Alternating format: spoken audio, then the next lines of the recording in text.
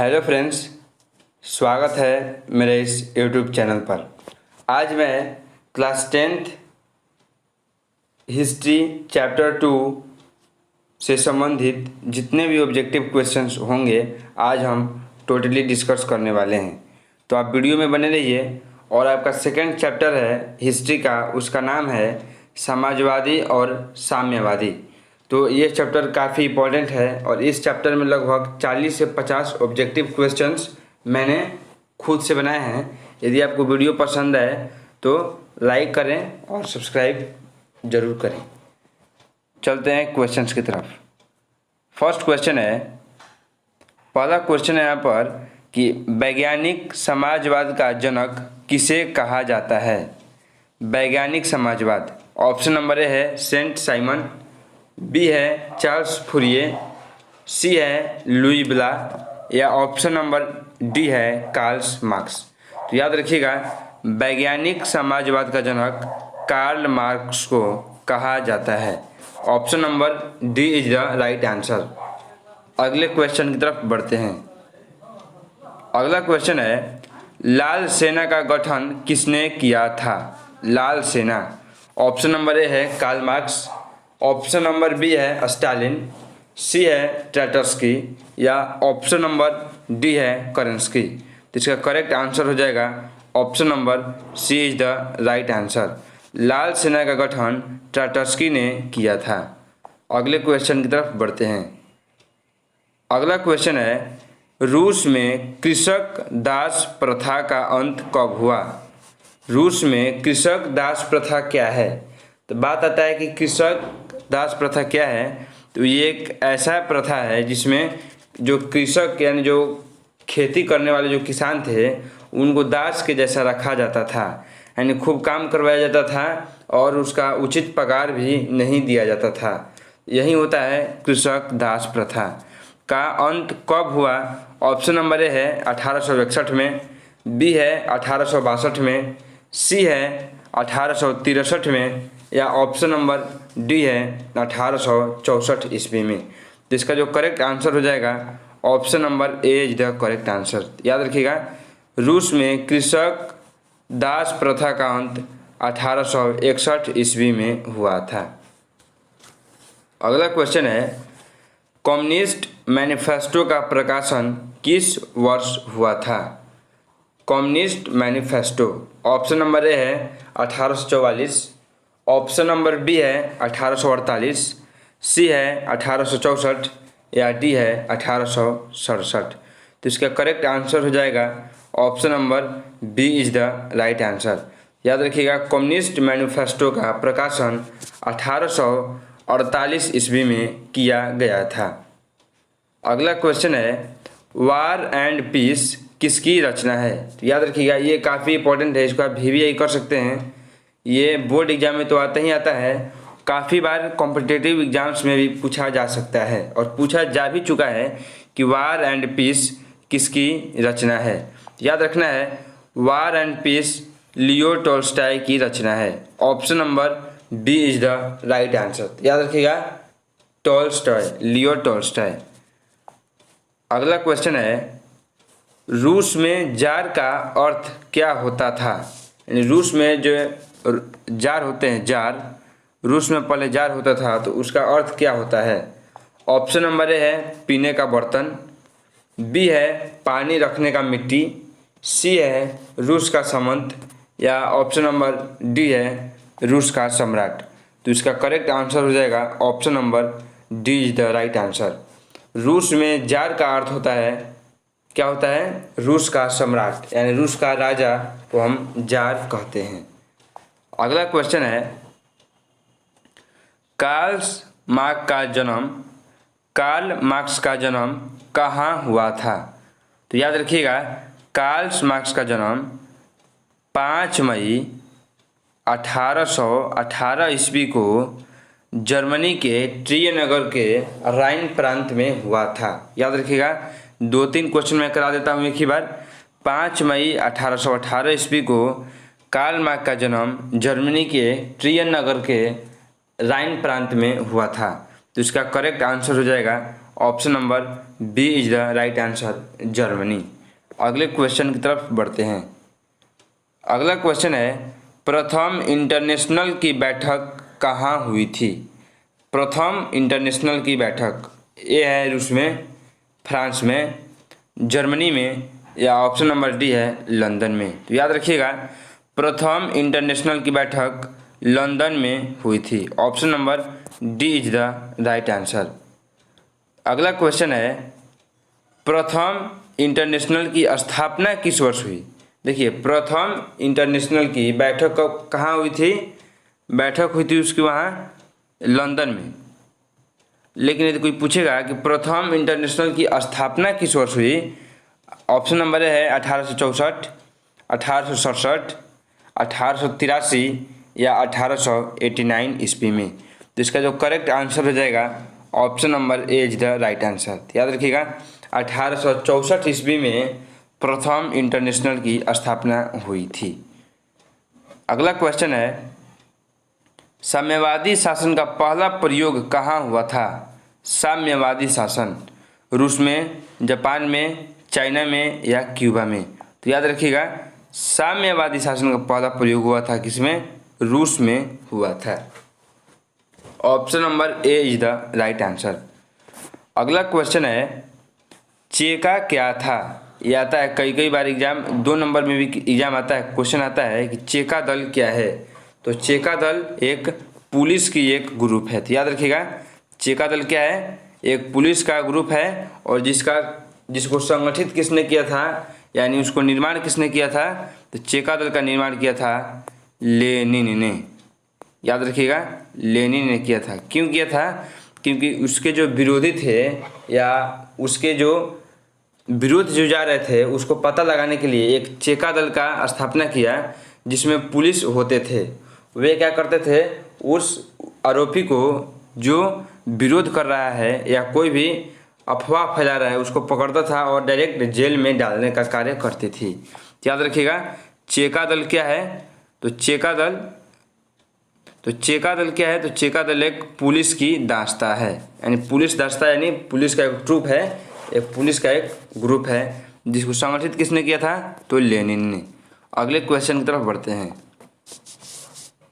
अगला क्वेश्चन है, निम्नलिखित में कौन यूरोपियन साम्राज्यवादी नहीं था? यूरोपियन साम्राज्यवादी कौन नहीं था? लुई ब्ला, सेंट साइमन, कार्ल मार्क्स या रॉबर्ट ओवन? याद रखिएगा, यूरोपियन साम्राज्यवाद कौन नहीं था?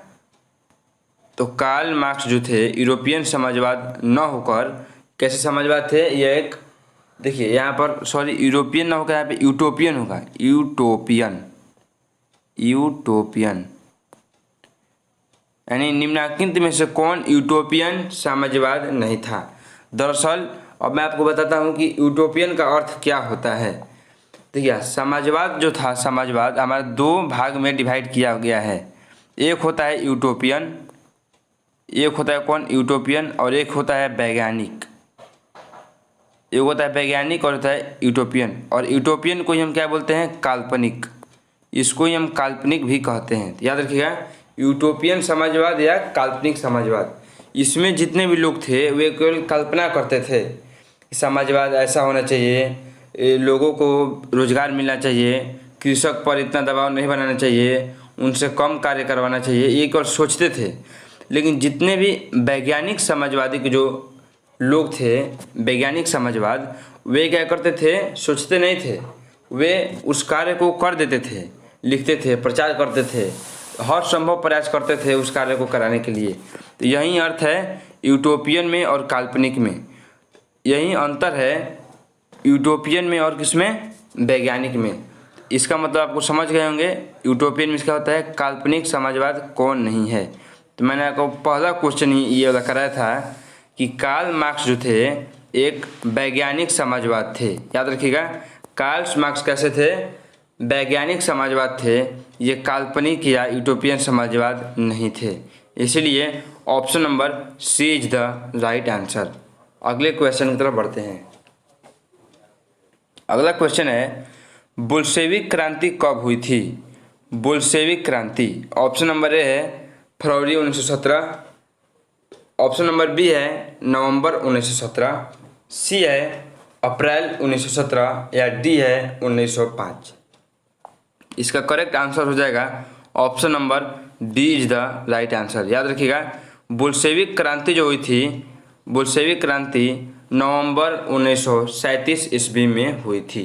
और बोल्शेविक क्रांति कौन करवाया था, उसका हेड कौन था, तो हेड कौन था, लेनिन। ये भी याद रखिएगा, नवंबर 1917 ईस्वी में बोल्शेविक क्रांति हुई थी और जिसका यानी जिस क्रांति का अध्यक्षता कौन कर रहा था, लेनिन कर रहे थे। अगले क्वेश्चन की तरफ बढ़ते हैं। अगला क्वेश्चन है, लेनिन की मृत्यु कब हुई, 1921, 22, 23 या 1924।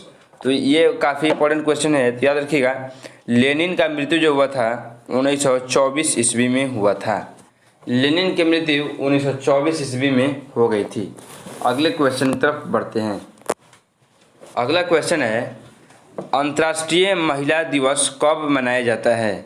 आप में से लगभग 90% लोगों को यह आता होगा कि अंतर्राष्ट्रीय महिला दिवस कब मनाया जाता है। ये मनाया जाता है कब, 8 मार्च को अंतर्राष्ट्रीय यानी इंटरनेशनल वीमेन डे मनाया जाता है। कब, 8 मार्च को। अगले क्वेश्चन की तरफ बढ़ते हैं। अगला क्वेश्चन है, ब्रेस्ट लिटोवस्क, ब्रेस्ट लिटोवस्क की संधि किन देशों के बीच हुई थी। रूस तथा इटली के बीच, रूस तथा फ्रांस के बीच, रूस तथा इंग्लैंड के बीच या रूस तथा जर्मनी के बीच। तो इसका करेक्ट आंसर हो जाएगा option number D is the right answer. याद रखिएगा, रूस तथा जर्मनी के बीच ब्रेस्ट लिटोवस्क की संधि हुई थी। और किसके अध्यक्षता में संधि हुई थी, लेनिन किसकी ओर से अध्यक्षता कर रहा था, तो रूस की तरफ से लेनिन अध्यक्षता कर रहा था। याद रखिएगा, ब्रेस्ट लिटोवस्क की संधि रूस और जर्मनी के बीच हुई थी। अगले क्वेश्चन की तरफ बढ़ते हैं। अगला क्वेश्चन है, रूस का पहला समाजवादी कौन था। रूस का पहला समाजवादी कौन था। ऑप्शन नंबर ए है स्टालिन, बी है प्लेखानोव, ऑप्शन नंबर सी है लेनिन या डी है टोल्स्टॉय। तो याद रखिएगा, रूस का पहला समाजवादी जो था वो प्लेखानोव था। Option number B is the right answer. अगला क्वेश्चन है, कार्ल मार्क्स का जन्म कब हुआ था। तो मैंने आपको बताया था कब, 5 मई 1818 ईस्वी को जर्मनी के ट्रियन नगर के राइन प्रांत में हुआ था। तो कब, 5 मई 1818 ईस्वी में। अगला क्वेश्चन है, रासपुटिन कौन था। याद रखिएगा, ये क्वेश्चन आ सकता है कि रासपुटिन कौन था। ऑप्शन नंबर ए है भ्रष्ट पादरी, ऑप्शन नंबर बी है वैज्ञानिक, सी है समाज सुधारक या ऑप्शन नंबर डी है दार्शनिक।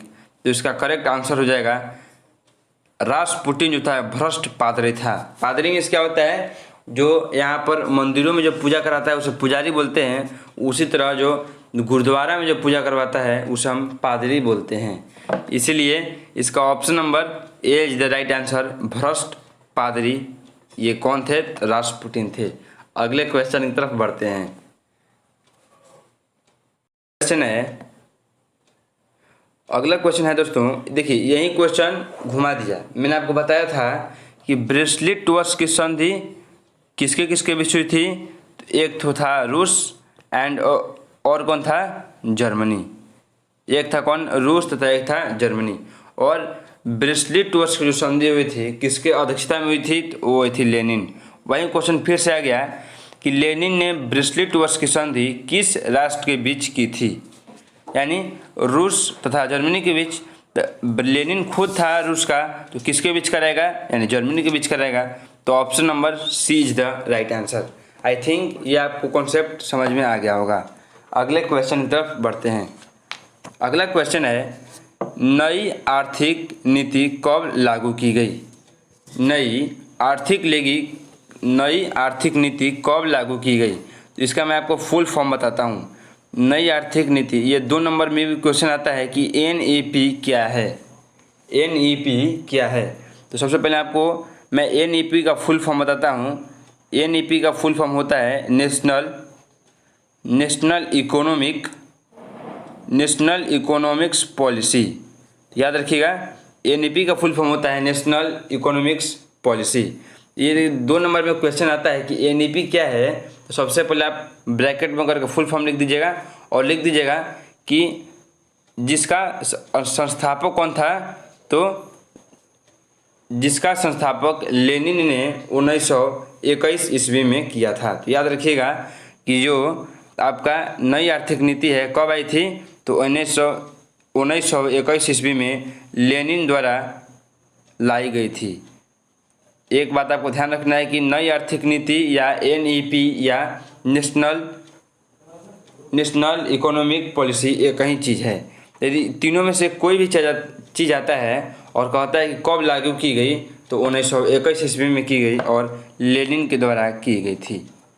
अगले क्वेश्चन की तरफ बढ़ते हैं। अगला क्वेश्चन है, दास कैपिटल की रचना किसने की? दास कैपिटल जो बुक है उसकी रचना की थी किसने? कार्ल मार्क्स ने। तो याद रखिएगा, कार्ल मार्क्स ने किसकी रचना की थी? दास कैपिटल का। ये क्वेश्चन आप वीवीआई कर लीजिएगा, क्योंकि ये बोर्ड के साथ साथ कई बार कॉम्पिटिटिव एग्जाम्स में भी पूछा जा चुका है। तो जो मैं वीवीआई कराता हूँ उसको आप नोट करके लिख लें, और क्योंकि आपको आगे भी यह काम देगा। अगला क्वेश्चन है, समाजवादी दर्शन किस पर बल देता है? ऑप्शन नंबर ए है राजनीतिक समानता पर, या नागरिक समानता पर, कानूनी समानता पर, या आर्थिक समानता पर। तो जो आपका समाजवादी दर्शन, याद रखिए समाजवादी दर्शन कहाँ हुआ था? पहला नंबर रूस में हुआ था। उसके बाद ये किस पर बल दिया गया? तो आर्थिक समानता पर। लेनिन जब आए तब लेनिन ने किया क्या? सबसे पहले लेनिन ने एनईपी लागू किया 1921 ईस्वी में, आपको मैंने बताया था। इसका फुल फॉर्म होता है नेशनल इकोनॉमिक पॉलिसी। इसका मतलब उसने किया क्या कि इकोनॉमिक्स क्या होता है? आर्थिक, यानी आर्थिक स्थिति पर सबको क्या कर दिया? बराबर कर दिया। जितने भी गरीब किसान थे उसको बड़ी बड़ी बिल्डिंगों में रखवा दिया कि आज से यहीं लोग रहेंगे, और जितने भी बड़े बड़े जमींदार थे या जो भी पैसा लूट के रखे थे उनको काम कराने लगा। याद रखिएगा, तो लेनिन ने किया क्या था? यानी समाजवादी दर्शन आर्थिक समानता पर बल देता है, यानी समानता यानी आर्थिक समानता पर बल देता है कि सबके पास पैसा सेम होना चाहिए, या सबको, यदि हम आर्थिक समानता कर देंगे तो सबको समान रूप से देखा जाएगा। अगले क्वेश्चन की तरफ बढ़ते हैं। अगला क्वेश्चन है, रूस के सम्राट को क्या कहा जाता है? ये क्वेश्चन पहले भी आया था कि रूस के सम्राट को क्या कहा जाता है? तो रूस के सम्राट को जार कहा जाता है। अगला क्वेश्चन है, कैमिंटर्न की स्थापना का उद्देश्य क्या था? ऑप्शन नंबर ए है सैन्यवाद का प्रचार करना, या क्रांति का प्रचार करना, या पूंजीवादी का प्रचार करना, या ऑप्शन नंबर डी है समाजवाद का प्रचार करना। तो याद रखिएगा, कैमिंटर्न की स्थापना का उद्देश्य जो था क्रांति का प्रचार करना था। यदि कोई भी क्रांति होती थी, जैसे बोल्शेविक क्रांति, अक्टूबर की क्रांति, जितनी भी क्रांतियाँ हुई रूस में, उसका स्थापना का उद्देश्य यानी कैमिंटर्न की स्थापना का उद्देश्य यही था, उस क्रांति का प्रचार किया जाए। इसलिए option number B is the right answer. अगला क्वेश्चन है, मजदूर दिवस कब मनाया जाता है? आई थिंक ये बताने की मुझे कोई ज़रूरत नहीं है, क्योंकि सभी को पता है कि मजदूर दिवस 1 मई को मनाया जाता है। इसलिए option number A is the right answer. और ये भी मैं बता देता हूँ कि 1 अप्रैल को क्या मनाया जाता है? मूर्ख दिवस। इस दिन आप लोग किसी को भी मूर्ख बना देते हैं मूर्ख दिवस के दिन, तो 1 अप्रैल को मनाया जाता है मूर्ख दिवस। 8 मार्च को क्या मनाया जाता है? 8 मार्च को मैंने बताया था, 8 मार्च को महिला दिवस मनाया जाता है। 15 अप्रैल को वैसे तो कोई चीज़ है नहीं, यदि याद आए तो मैं बाद में बता दूंगा, उतना इम्पोर्टेंट नहीं है 15 अप्रैल, लेकिन याद रखिएगा 1 अप्रैल मूर्ख दिवस, 8 मार्च महिला दिवस, 1 मई मजदूर दिवस। अगले क्वेश्चन की तरफ बढ़ते हैं।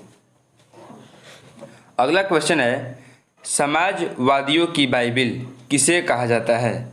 जैसे बाइबिल में बता दूं जैसे हम लोग कोई भी किताब पढ़ते हैं, जो हिंदू हो गए तो उसको क्या बोलते हैं, ग्रंथ। कोई भी मुस्लिम यदि बुक पढ़ता है तो उसको बोलते हैं कुरान। उसी तरह यदि कोई भी ईसाई यानी क्रिश्चियन धर्म के जो भी लोग बुक पढ़ते हैं उसको बोलते हैं क्या, बाइबिल। तो समाजवादियों का बाइबिल किसे कहा जाता है? ऑप्शन नंबर है दास कैपिटल, बी है वार एंड पीस, सी है स्पार्क, या डी है कम्युनिस्ट घोषणा पत्र। तो याद रखिएगा, समाजवादियों का बाइबिल दास कैपिटल को कहा जाता है। Option number A is the right answer. और ये भी मैं बता दूं कि दास कैपिटल को किसने लिखा था, ये क्वेश्चन था, रिवाइज हो जाएगा आपका, कार्ल मार्क्स ने लिखा था। दास कैपिटल का रचयिता जो थे कौन थे, कार्ल मार्क्स थे। अगले क्वेश्चन की तरफ बढ़ते हैं। अगला क्वेश्चन है, कार्ल मार्क्स ने किसके साथ मिलकर कम्युनिस्ट घोषणा पत्र प्रकाशित किया? ये क्वेश्चन भी वीवीआई है, ये क्वेश्चन भी कॉम्पिटिटिव एग्जाम से पूछा जाता है, बोर्ड के लिए तो आपके लिए इम्पोर्टेंट है ही। कार्ल मार्क्स ने किसके साथ मिलकर किया? ऑप्शन नंबर ए है जेन के साथ, बी है दोस्तोवस्की के साथ, सी है एंजिलस के साथ, या डी है टोल्स्टॉय के साथ। याद रखिएगा, कार्ल मार्क्स ने एंजिलस के साथ मिलकर कम्युनिस्ट घोषणा पत्र का प्रकाशित किया। अगले क्वेश्चन की तरफ बढ़ते हैं। अगला क्वेश्चन है, जार निकोलस द्वितीय की पत्नी जरीना। याद रखिएगा जरीना, ऐसा भी एग्जाम में आ सकता है कि जार निकोलस द्वितीय की पत्नी का क्या नाम है, तो जरीना किस देश की राजकुमारी थी? आपको पता है कि जैसे ये जो है जार निकोलस द्वितीय क्या है, तो रूस का सम्राट था। तो शादी किससे किया था, यानी वो जो लड़की जरीना थी वह किस देश की राजकुमारी थी? ए है इटली, फ्रांस, ऑस्ट्रिया या जर्मनी। याद रखिएगा, जरीना ऑस्ट्रिया की राजकुमारी थी। Option number C is the right answer. अगले क्वेश्चन की तरफ बढ़ते हैं। अगला क्वेश्चन है, फ्रांसीसी समाजवाद के विकास का जन्मदाता कौन है?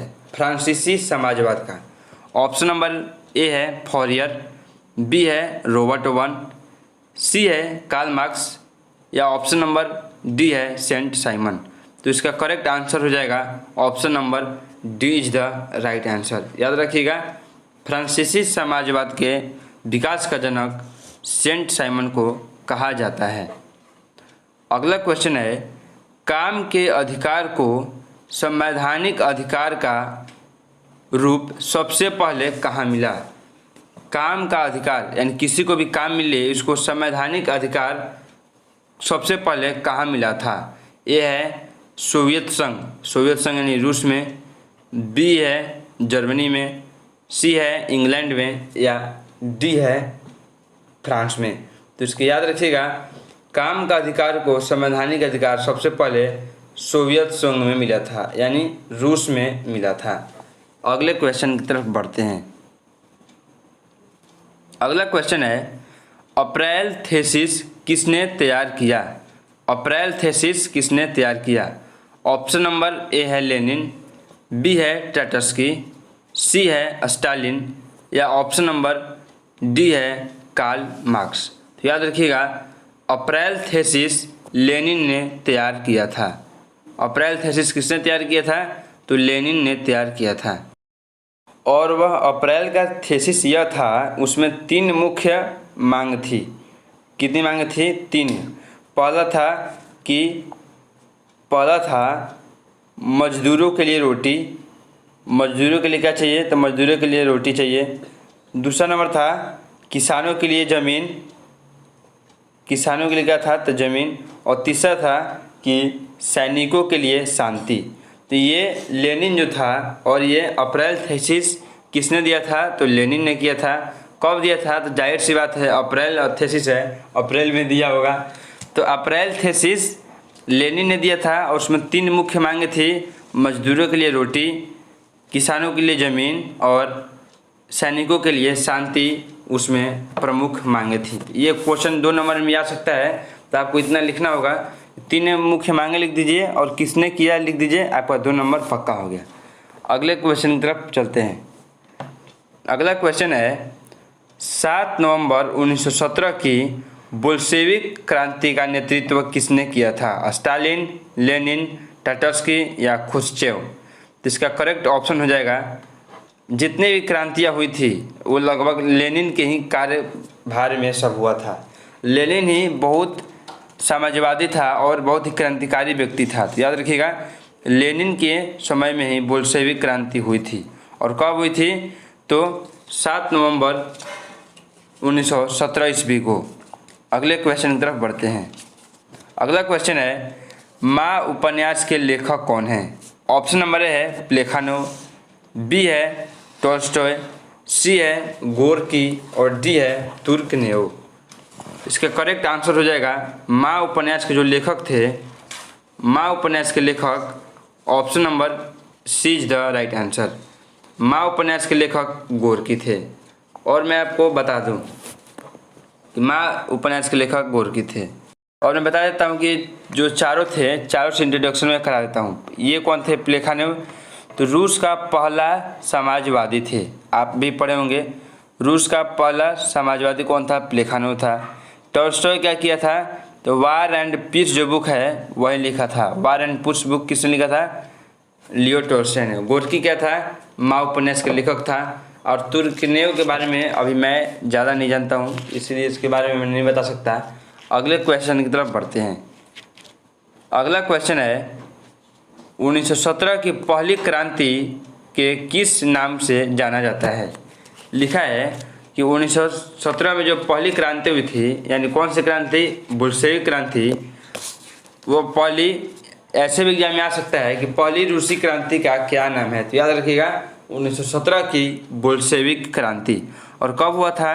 फरवरी में, मार्च में, अक्टूबर में या नवंबर में? तो इसका option number C is the right answer. याद रखिएगा, ये एक अक्टूबर की क्रांति थी।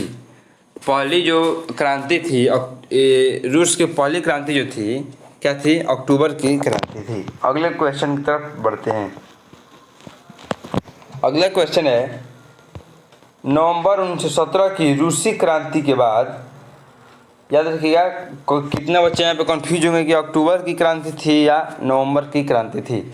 याद रखना है आपको कि वह अक्टूबर की ही क्रांति थी, लेकिन कैलेंडर जो था वह नया कैलेंडर आया था, इसीलिए उसमें 13 दिन आगे पीछे चल रहा था। इसीलिए अक्टूबर वाला को ही हम नवंबर की क्रांति भी कहते हैं। याद रखिएगा, अक्टूबर की क्रांति को हम नवंबर क्रांति कहते हैं और मार्च की क्रांति को हम अप्रैल की क्रांति इसीलिए कहते हैं, क्योंकि कैलेंडर जो था, पुराना कैलेंडर नए कैलेंडर से 13 दिन पीछे चलता था। लेकिन जब लेनिन आया, लेनिन या कोई और आया था शायद, जब कोई और आया तो उस कैलेंडर को 13 दिन आगे बढ़ा दिया गया था। उसी वजह से पुराने कैलेंडर के हिसाब से अक्टूबर में ही क्रांति हुई थी, लेकिन नए कैलेंडर के हिसाब से वह क्रांति नवंबर में हुई थी। क्वेश्चन पढ़ते हैं। अगला क्वेश्चन है, नवंबर 1917 की क्रांति के बाद स्थापित सरकार का प्रधान कौन था? स्टालिन, लेनिन, प्लेखानोव या ऑप्शन नंबर डी इनमें से कोई नहीं? तो याद रखिएगा, 1917 में कौन सी क्रांति हुई थी? बोल्शेविक क्रांति। किसके अध्यक्षता में हुई थी? तो लेनिन के। तो जाहिर सी बात है कि उसके बाद लेनिन ही वहाँ का प्रधान बना था। तो याद रखिएगा, option number D is the right answer. अगले क्वेश्चन की तरफ बढ़ते हैं। अगला क्वेश्चन है, समाजवाद शब्द का पहली बार उपयोग कब किया गया था?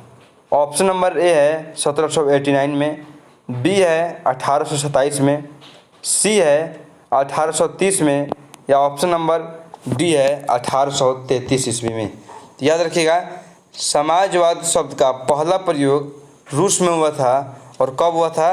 तो 1827 ईस्वी में हुआ था। अगले क्वेश्चन की तरफ बढ़ते हैं। अगला क्वेश्चन है, चार्टिस्ट आंदोलन कहाँ हुआ था? ए है ब्रिटेन में, फ्रांस में, रूस में या जर्मनी में? तो मैं आपको बता दूं कि चार्टिस्ट आंदोलन जो है ब्रिटेन में हुआ था और 1838 ईस्वी में हुआ था। 1838 ईस्वी में ब्रिटेन में चार्टिस्ट आंदोलन हुआ था और ये आंदोलन जो था मजदूरों ने किया था, क्योंकि उनका पगार भी पूरा नहीं मिल रहा था और उसे काम लगभग 14 से 16 घंटा करवाया जाता था। इसीलिए मजदूरों ने यह आंदोलन ब्रिटेन के लंदन शहर में किया था 1838 ईस्वी में। अगले क्वेश्चन की तरफ बढ़ते हैं। अगला क्वेश्चन है, विश्व में साम्यवादी शासन की स्थापना सर्वप्रथम किस देश में हुई? ये काफ़ी इंपॉर्टेंट क्वेश्चन है और काफ़ी आसान है, क्योंकि बार बार क्वेश्चन मैं यही रिपीट कर रहा हूँ। साम्यवादी शासन की स्थापना सबसे पहले रूस में हुई थी, इसलिए option number A is the right answer. अगला क्वेश्चन है, वर्जिन स्वायाल उपन्यास के लेखक कौन थे? आप इसको भी वीवीआई कर सकते हैं, क्योंकि ये एग्जाम में पूछा जा सकता है कि वर्जिन स्वायाल उपन्यास के लेखक कौन थे। पहला है लियो टॉल्स्टॉय, बी है इवान तुर्गनेव, सी है फ्योदोर दोस्तोवस्की या डी है मैक्सिम गोर्की। तो इसका करेक्ट आंसर हो जाएगा option number B is the right answer, Ivan Turgenev. तो मैंने आपको पहले ही कहा था कि अभी मैं इवान तुर्गनेव के बारे में उतना नहीं जानता हूँ, लेकिन यहाँ पे आप लोग भी जान चुके होंगे कि इवान तुर्गनेव कौन था। वर्जिन स्वायाल उपन्यास का लेखक था। अगले क्वेश्चन की तरफ बढ़ते हैं। अगला क्वेश्चन है, बोल्शेविक क्रांति का नेतृत्व किसने किया था? ये क्वेश्चन लगभग मैंने 15 बार अपने मुंह से बोल दिया कि बोल्शेविक क्रांति का नेतृत्व किसकी अध्यक्षता में हुई थी? तो Lenin is the right answer, option number B is the right answer. अगले क्वेश्चन की तरफ बढ़ते हैं। सॉरी दोस्तों, मैंने यहाँ पे ऑप्शन नंबर बी बोल दिया, option number C is the right answer. कौन होगा? लेनिन। आप लोग ऑप्शन पर मत जाया कीजिए, आप लोग केवल देखा कीजिए कि नाम मैं किसका बोल रहा हूँ। याद रखिएगा, बोल्शेविक क्रांति का नेतृत्व लेनिन ने किया था। अगले क्वेश्चन की तरफ बढ़ते हैं। अगला क्वेश्चन है, 1917 की रूसी क्रांति के समय किस जार का शासन था? एक बात याद रखिएगा कि 1917 के बाद किसका शासन था? तो मैंने आपको क्वेश्चन कराया था कि लेनिन का था 1917 के बाद, और उससे पहले भाई किसी का तो होगा, उससे पहले किसका था? यही क्वेश्चन में पूछ रहा है। ऑप्शन नंबर ए है पीटर, बी है अलेक्जेंडर प्रथम, सी है निकोलस प्रथम या ऑप्शन नंबर डी है निकोलस द्वितीय। जिसका करेक्ट आंसर हो जाएगा option number D is the right answer. याद रखिएगा, निकोलस द्वितीय जो था 1917 की रूसी क्रांति के समय वहाँ का जार यानी क्या होता है? रूस का सम्राट, यानी रूस का सम्राट था। लेकिन 1917 में अक्टूबर या नवंबर की क्रांति जो थी, बोल्शेविक क्रांति, वह किसकी अध्यक्षता में हुई थी? लेनिन की। तो उसी समय के बाद वहाँ का जो शासक था जार निकोलस द्वितीय न होकर लेनिन हो गया था। याद रखिएगा, 1917 के बाद लेनिन, लेकिन यहाँ पर दिया है 1917 उसी के समय, क्रांति के समय कौन था? तो जार निकोलस द्वितीय ही था राइट आंसर। अगले क्वेश्चन की तरफ बढ़ते हैं। अगला क्वेश्चन है, कोल खोज की योजना किसने आरंभ की थी? कोल खोज की योजना। ऑप्शन नंबर ए है लेनिन, बी है स्टालिन, सी है निकिता खुश्चेव या डी है लियोडिन ब्रेजनेव। इसका option number B is the right answer. याद रखिएगा, कोल खोज की स्थापना यानी कोल खोज की योजना किसने बनाई थी? तो स्टालिन ने बनाई थी। यदि आपको वीडियो पसंद आ रहा हो तो लाइक सब्सक्राइब शेयर जरूर करें, और अपने ज़्यादा से ज़्यादा दोस्तों में भी इसको शेयर करें, ताकि वो इसका अधिक से अधिक लाभ उठा पाएँ। अगले क्वेश्चन की तरफ बढ़ते हैं। अगला क्वेश्चन है, साम्यवादी घोषणा पत्र के लेखक कौन थे? ऑप्शन नंबर ए है लियो टॉल्स्टॉय, बी है मैक्सिम गोर्की, सी है लेनिन या डी है कार्ल मार्क्स। तो मैंने आपको पहले ही बताया था कि साम्यवादी घोषणा पत्र का जो जनक है यानी उसके लेखक जो है कौन है? कार्ल मार्क्स है। तो इसका option number D is the right answer. अगले क्वेश्चन की तरफ बढ़ते हैं। अगला क्वेश्चन है, 1917 की रूसी क्रांति का तत्कालिक कारण क्या था? 1917 में जो रूसी क्रांति यानी बोल्शेविक क्रांति हुई थी, वह होने का क्या कारण था? पहला है जार का निरंकुश शासन, बी है प्रथम विश्व युद्ध में रूस की पराजय, सी है रास्पुटिन की भूमिका, या डी है किसानों का असंतोष। यदि सही मायने में देखा जाए ये चारों के चारों जो ऑप्शन है सही है। रूस का निरंकुश शासन भी था, पराजय भी थी, रास्पुटिन कौन था तो भ्रष्ट पादरी था, मैंने आपको बताया था, भ्रष्ट पादरी की भूमिका भी थी और किसानों का असंतोष भी था। लेकिन क्वेश्चन यदि आप ध्यान से पढ़ेंगे तो यहाँ पर लिखा है कि 1917 की रूसी क्रांति का तात्कालिक में होता है क्या उसी समय, यानी ऐसा क्या हो गया जिसके कारण एक ही बार क्रांति का रूप ले लिया। तो यह कारण था प्रथम विश्व युद्ध में रूस की पराजय। जो जार था वह दिन भर केवल पैसे उड़ाता था और केवल डांस पार्टी देखता था और दारू शराब पिया करता था, तो वो उसका जो ध्यान था वह राष्ट्र पर कम जा रहा था। तो लोग उसे सोचें कि कम से कम इस बार क्या युद्ध है तो युद्ध में अब की बार रूस की विजय होनी चाहिए। लेकिन ये जो जार था सभी के सभी पैसे जो थे अपने नौकरशाही में, जारशाही में या राजा बनने के चक्कर में अधिक से अधिक वो जो पैसे थे वो खर्च कर चुका था, जिसके कारण उसके पास उतना पैसा नहीं था कि वो अपने सैनिकों पर और खर्च करे, जिसके कम रख रखाव के कारण जो वह रूस की पराजय हो गई। तो याद रखिएगा तत्कालिक कारण क्या था, तत्कालिक कारण यही था प्रथम विश्व युद्ध में रूस की पराजय। Option number B is the right answer. आप देख सकते हैं यहाँ 45 क्वेश्चन इसमें थे और इस वीडियो में यदि आपको वीडियो पसंद आया हो तो लाइक सब्सक्राइब शेयर ज़रूर कर दें। मिलते हैं अगली वीडियो में और thanks for watching. Please subscribe our channel. यदि आप चैनल पर नए हैं तो सब्सक्राइब जरूर करें और अपने ज़्यादा से ज़्यादा दोस्तों में भी इसको शेयर करें और एक बार चैनल पर ज़रूर यात्रा करें या विजिट करें, क्योंकि उस चैनल पर, मेरे चैनल पर सभी के सभी क्लास के और ऑब्जेक्टिव क्वेश्चंस डाले गए हैं। हिस्ट्री, जियोग्राफी, साइंस, हर विषय के ऑब्जेक्टिव क्वेश्चन डाले हैं, तो आपको ज़रूर वहाँ से कुछ ना कुछ सहायता मिलेगा। मिलते हैं अगली वीडियो में।